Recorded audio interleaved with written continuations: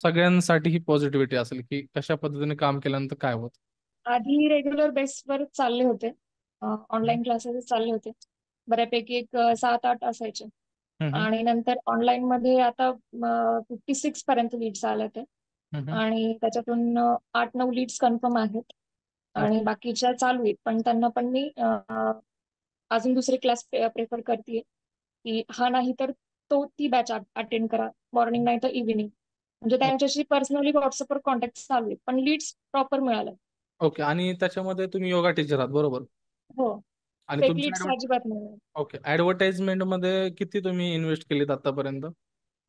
आता मी per day फक्त 200 लावले. ₹200.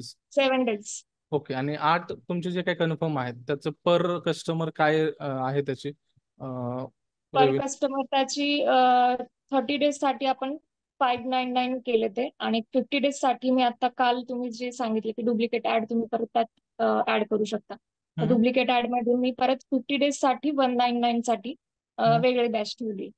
ओके ओके, म्हणजे ओव्हरऑल किती खर्च केला आणि किती जनरेट होतील असं तुम्हाला वाटतं.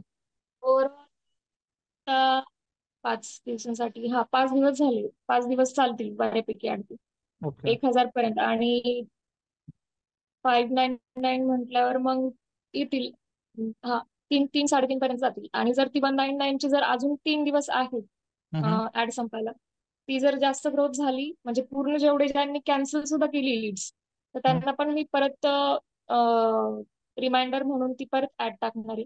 काही इश्यू असेल, टायमिंगचा इश्यू असेल किंवा बजेटचा जर इश्यू असेल, तर मी अजून आणि किंवा फ्रीमध्ये सुद्धा ती बॅच कंडक्ट करणार आहे.